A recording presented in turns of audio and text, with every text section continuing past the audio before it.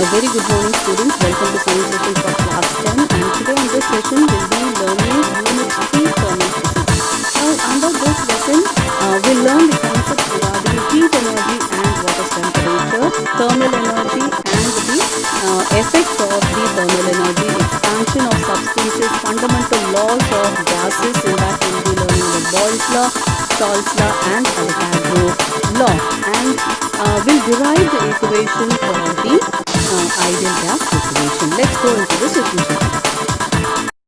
A very good morning, students. Welcome to science session for class 10, and today in this session we'll be learning unit 3 thermal physics.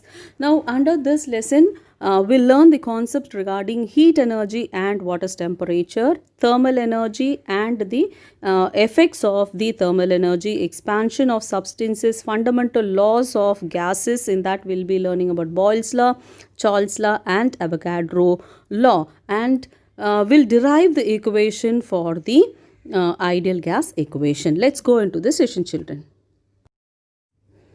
Now children, if I say the term thermal, now what do you understand by it? What are the words that comes into your mind?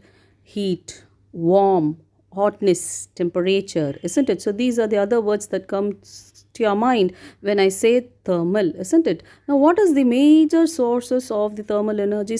Sun is the major sources of energy for all the living organism, isn't it? Now if I say thermal energy, the temperature is always associated with it, isn't it? Or you can say the thermal energy is the cause and the temperature is the effect. Now all the living organisms need a particular temperature, isn't it? A specific temperature for their survival. So we need to understand what is thermal energy and the temperature. Now let's see what is temperature. Now we said that the temperature is the degree of hotness of the body, isn't it?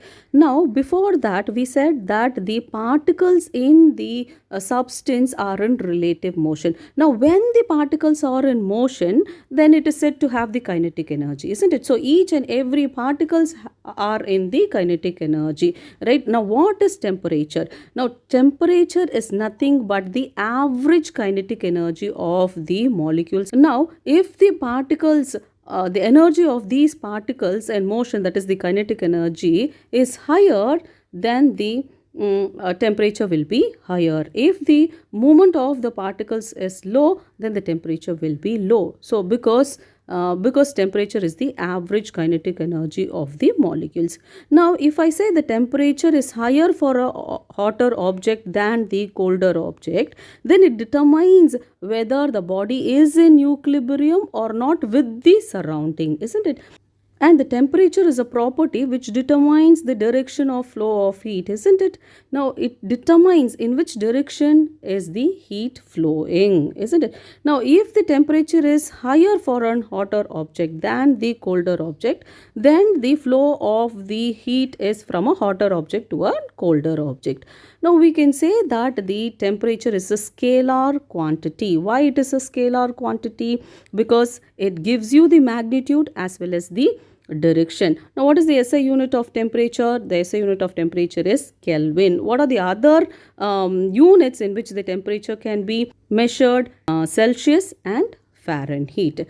Now here you can see the temperature conversion equation. Now here you can see that the Fahrenheit to Celsius as the formula, degree C is equal to 5 by 9 into F minus 32, and Celsius to Fahrenheit is F is equal to 9 by 5 degree C plus 32, and Celsius to Kelvin is K is equal to degree C plus 273.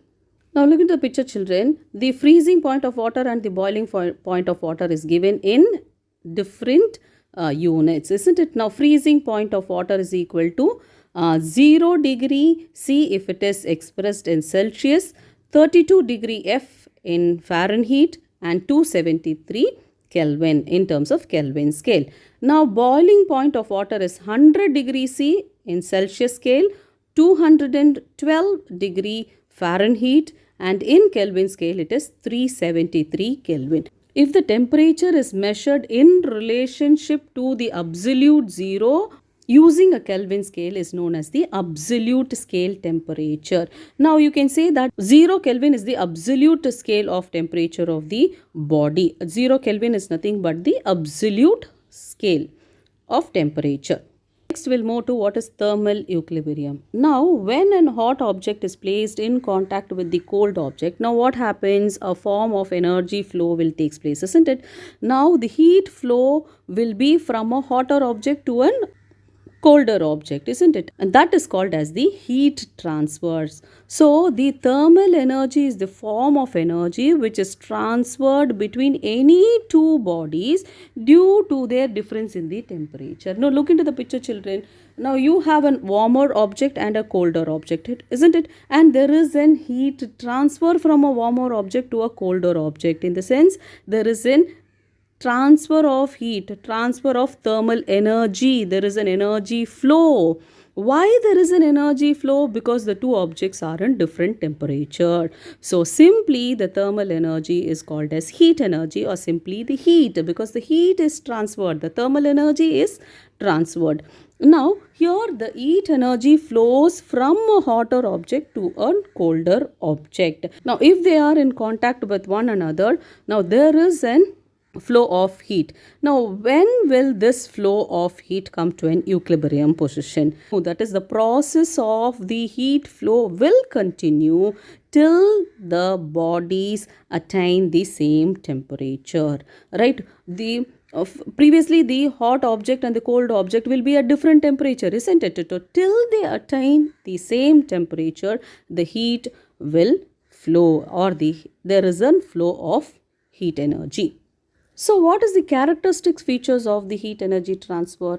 Now heat energy is transferred, isn't it, from a hotter object to a colder object, and we said that the process will continue till both the object attains the same temperature. Now what are the characteristics? Now heat always flow from a system at a higher temperature to a system at a lower temperature, isn't it? Here from the hot object it moves into the cold object, right? Now the mass of the system is not altered when it is heated or cooled.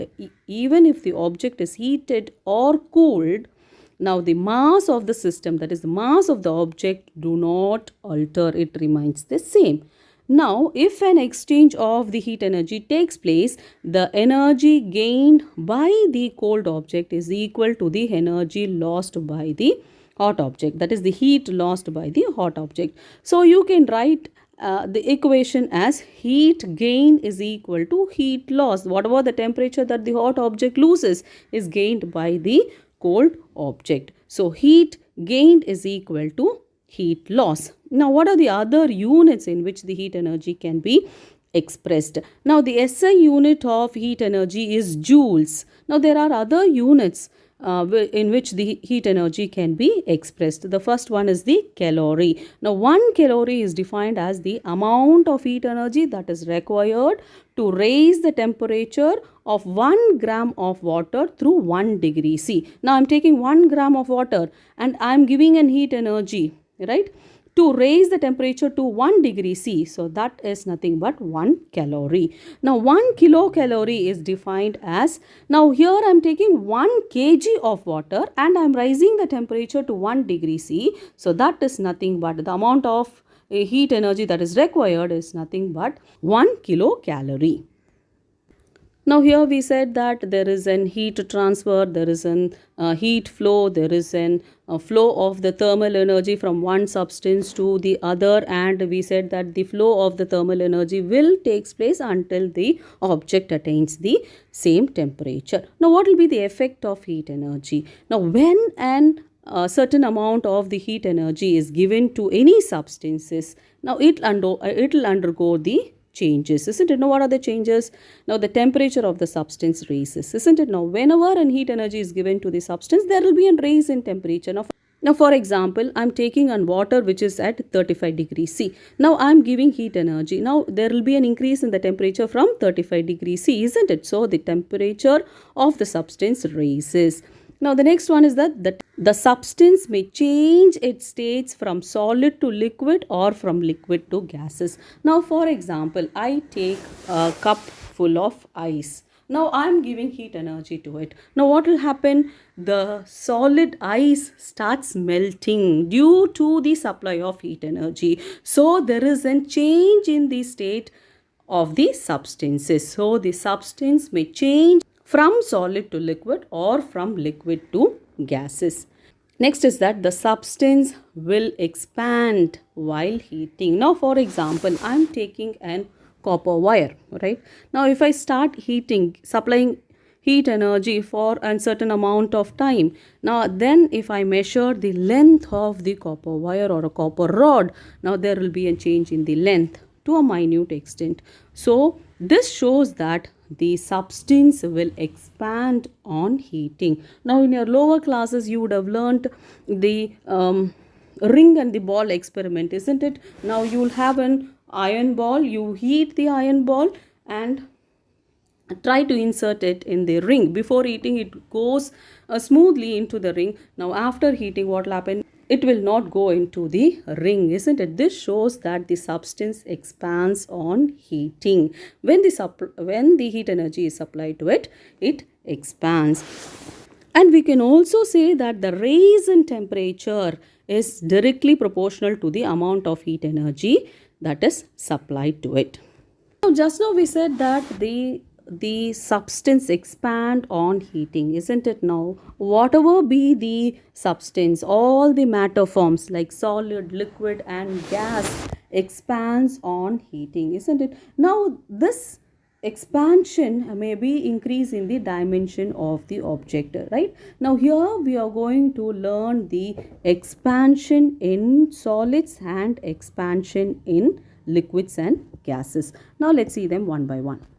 Now let's see the expansion in solids. Now when a solid substance is heated, now we know that the solid substances consist of the molecules which are tightly packed and it also vibrates from its mean position, right? Now when the heat energy is supplied to the solids, now what happens? The atoms or the molecules gains the energy, heat energy, isn't it? And they acquire the kinetic energy and start to vibrate more vigorously, isn't it? So it moves to a higher distance than its mean position, isn't it? So this results in the expansion in the solids, and this expansion will always be very smaller compared to that of the liquids and gases, because the solids are more rigid, isn't it? The molecules are tightly packed, they can only vibrate from its mean position. Now there are different types of expansion that takes place in the solids. The first one is the linear expansion, next superficial expansion and cubical expansion. Now first we'll see the linear expansion. Now look into the screen, children. You have the cylindrical rod of length L0, isn't it? Now the temperature, initial temperature is T0. Now after supplying heat energy, the molecules acquires the heat energy and start expanding. Now after the heat energy is supplied, the length is L and the temperature is T. Now the expansion takes place, isn't it? So due to that there is an increase in the length, so that is calculated as delta L. Now delta L is nothing but the difference in the length, so that is delta L is equal to L minus L0, isn't it? And the delta T, that is the difference in the temperature, is nothing but T minus T0. So this can be calculated. Now here you have the equation relating the change in the length and the change in the temperature. Now just now we have found out the delta L and delta T, isn't it? So there is a relationship and that is given by the formula. So look into the screen, children. Here you can see the equation that is relating the change in the length, that is delta L, and the change in the temperature, that is delta T, right? So delta L divided by delta naught is equal to alpha L into delta T. Now what is delta L? There is a change in the temperature, isn't it? So final length minus the original length or the initial length. Now delta naught is the initial length of the rod, isn't it? What is delta T? Is final temperature minus the initial temperature. Now what is alpha L? Alpha L is nothing but the coefficient of linear expansion, because here the linear expansion takes place. There is a change in the length of the body. So that is called as linear expansion. It is also called as longitudinal expansion. When a body is heated or cooled, the length of the body changes due to the change in the temperature, and that is called as longitudinal expansion or linear expansion. Now, how will you define the coefficient of linear expansion? The ratio of increase in the length of the body per degree raise in the temperature to its unit length is called as coefficient of linear expansion. That is, we are taking one unit length and try to increase the temperature per degree to 1 degree C. And what is the increase in the length? That is, we are comparing the ratio of the increase in the length to the increase in the temperature, and that is nothing but the coefficient of linear expansion. And the SI unit of coefficient of linear expansion is Kelvin inverse. Next is the superficial expansion. Now, superficial expansion is nothing but the increase in the area due to heating. Now, for example, if I have an solid iron piece and if I start heating, there is an increase in the area of the solid due to heating, isn't it? So, that expansion is called as the superficial expansion or areal expansion. Now, here the initial area is A naught. Now, after supplying heat energy, there is a change in the area. So, let it be A. So, the delta A gives you the change in the areas, that is A minus A naught, isn't it? So, there will be a temperature change. So, that is given by delta T. Now, how will you calculate the ratio? Now, ratio of the change in the area to the change in the temperature is given by delta A divided by A naught is equal to alpha A into delta T. Now we know what is delta A, change in the area. Final area minus the initial area. A naught is the initial area. Delta T is nothing but the change in the temperature, that is final temperature minus the initial temperature. Now what is alpha A? Alpha A is nothing but the coefficient of superficial expansion. Now, how is the coefficient of superficial expansion defined? The ratio of increase in the area of the body per degree raise in the temperature to its unit area is called as the coefficient of superficial expansion. That is, we are comparing the ratio for per unit area with the per degree raise in the temperature. Now, if the substance is in the form of a cube, then the volume changes, isn't it? So that is called as in cuboidal expansion. Now, for example, if I have an iron solid in the form of an cube, now what will happen? There will be a change in the volume. So let V naught be the initial volume. There will be a change in the volume. Let V be the final volume. So I can find delta V, that is the change in the volume, as V minus V naught, isn't it? Now, similarly, I can calculate the equation relating the change in the volume and the change in the temperature. So, delta V divided by V naught is equal to alpha V into delta T.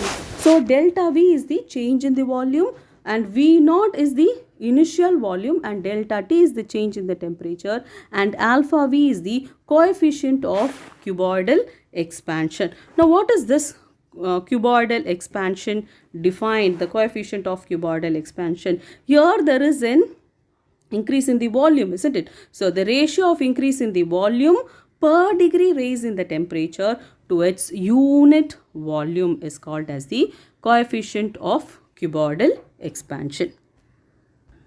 Now let's see the expansion in liquids and gases. Now whenever we have to determine the expansion in liquids and gases, we have to heat the substance, isn't it? The liquids or the gases. For that we have to take the fluids, that is the liquids or the gases, in a container, isn't it? Now when a liquid is heated, how it is done? It is kept in a container and it is heated, isn't it? If it is a solid substance, we can directly heat the solid substance on fire, right? Now, but the liquid substances are heated in some container. Now, what will happen to the thermal energy? The thermal energy that is supplied will partly go to the container and partly used in expanding the liquids, isn't it? So therefore there is an difference between the actual expansion and the real expansion, isn't it? So here we are going to see what is the real expansion and what is apparent in the sense false expansion, right?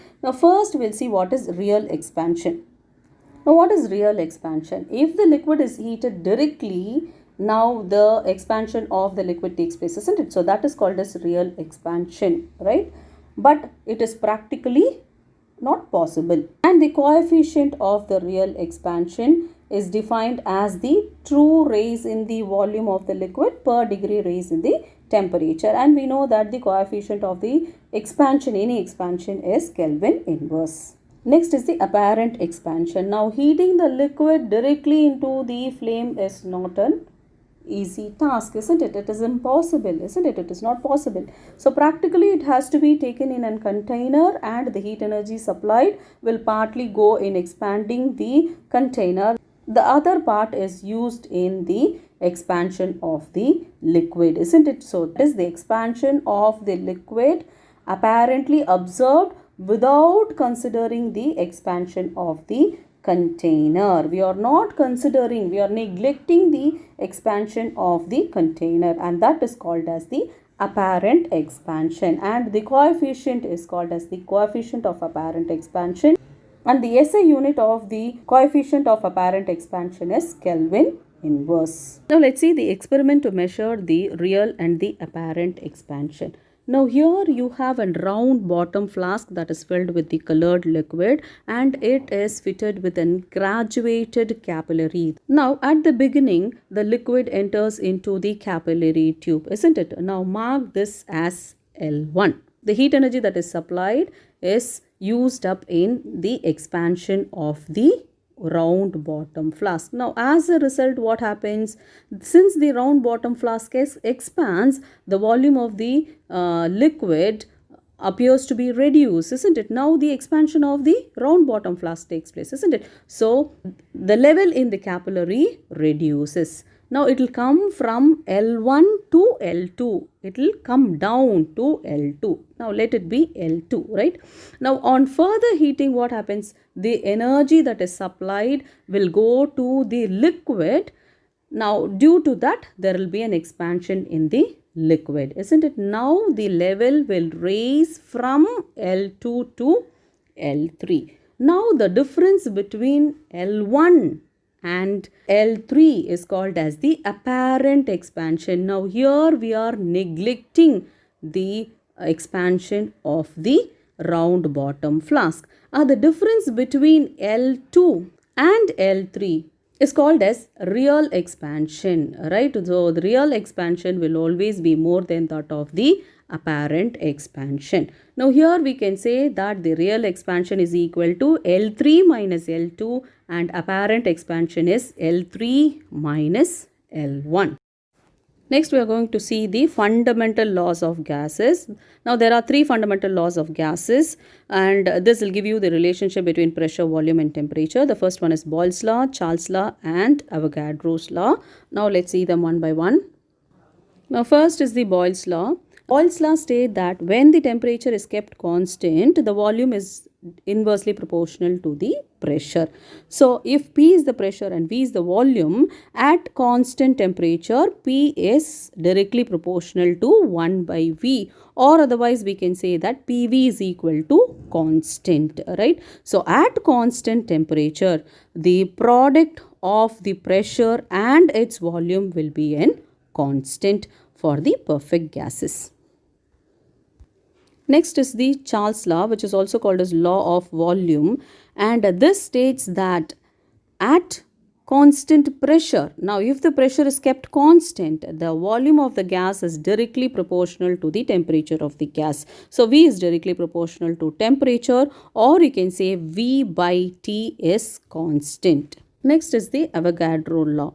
Now, at constant temperature and pressure, the volume of any gases is directly proportional to the number of the molecules or the atoms present in it. So, V is directly proportional to N, where capital V is the volume and N is the number of atoms that is present. So, V divided by N is equal to constant. We know what is Avogadro number, isn't it? So the number of atoms that is present in 1 mole of the substance is called as the Avogadro number, isn't it? So and this is equal to 6.023 into 10 to the power of 23. We know this, isn't it? We have learnt in atoms and molecules lesson. Now let's see the classification of gases. Now, gases are classified into real gases and ideal gases. Now, what do you mean by real gases?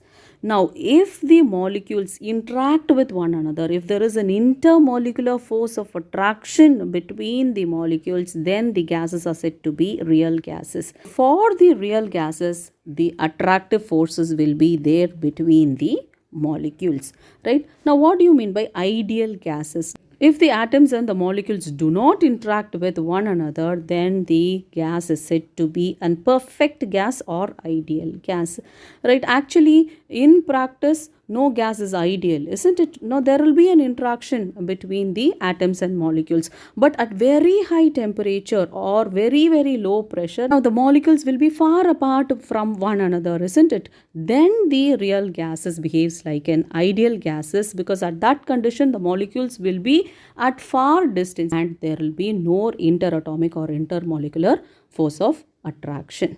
So only ideal gases obey all the three fundamental laws of gases, that is Boyle's law, Charles' law and Avogadro law. Now here we are going to see the relationship between all these laws. All these laws stated have the relationship with respect to pressure, volume and temperature. So next we are going to derive the relationship between the various properties of gases. Now we are going to derive the ideal gas equation. Now we know that the ideal gas equation relates all the properties of an ideal gas, isn't it? And we also said that the ideal gas equation obeys all the fundamental laws. Now we said that the fundamental laws, three fundamental laws, isn't it? Boyle's law, which is nothing but PV is equal to constant. Charles' law, that is V divided by T is equal to constant, and Avogadro law, that is V divided by N is equal to constant. So the ideal gas equation obeys all these laws. Now we have given the expression for each of the law, isn't it? Now we are going to combine these three equation. Now on combining equation 1, 2 and 3, we get PV divided by NT is equal to constant. Now let this be the equation 1. Now here, if you consider that there are mu moles of the gases present, now the number of atoms that is present in the mu moles will be equal to the Avogadro number, isn't it? And this Avogadro number is represented by Na. So mu moles of the gases contains Avogadro number, that is Na. So N is equal to mu into A. This N is equal to mu into A, where mu is the moles of the gases and mu moles of gases contains the Avogadro number. Now substituting this equation 4 in 1. So we will get PV divided by mu Na into T is equal to constant. So instead of this small n, we are substituting mu Na. Na is nothing but the Avogadro number. So PV divided by mu NaT is equal to constant. Now the value of constant is taken as Kb. Now what is this Kb? Kb is nothing but the Boltzmann constant, and this value was determined experimentally, and it was found to be 1.38 into 10 to the power of minus 23 joules per Kelvin, or otherwise you can write joules Kelvin inverse. Now, so instead of constant, I am going to substitute Kb. So, PV divided by mu Na into T is equal to Kb, which is nothing but the Boltzmann constant. Now, I am bringing this denominator to the other side. So, when I bring all the denominator to the other side, it will become PV is equal to mu NaT into Kb. Of mu NaKb, I have taken R. So I have substituted mu NaKb as R. Now what is the remaining T, isn't it? So T. So PV is equal to R into T. Right? So I have taken mu NaKb is equal to R. So PV is equal to RT is the ideal gas equation. So this is also called as equation of state. So this PV is equal to RT is called as the ideal gas equation, and this derivation is very, very important, children. See to that you learn the derivation, and if the derivation given in your textbook, if you find it difficult, you can write this derivation that I have written in a note and explain. So with this we come to the end of the lesson, children. So in this lesson we saw what is heat, what is temperature, what is absolute scale of temperature, what is thermal energy, that is flow of energy, effect of heat energy, expansion in solids, liquids and gases, the fundamental laws of gases, that is Boyle's law, Charles law and Avogadro law, and we also derived the equation, that is ideal gas equation, PV is equal to RT. And this question, that is the derivation of the ideal gas equation, is very important, children, and this is what you're going to write in the classwork and this is your homework, right? So you should be thorough with the derivation of the ideal gas equation. Now for that you can refer page number 38, 37 and 38 is the complete derivation is given in your textbook. You can follow that, and we should also be thorough with the experiment for measuring the real and the apparent expansion of the liquid with a labeled diagram, and for that you can refer page number 36 where the experiment and the diagram is given. Complete the classwork and submit in the school office on Friday. It will be corrected and given back to you, children, as soon as possible. See you in the next session, children. Thank you.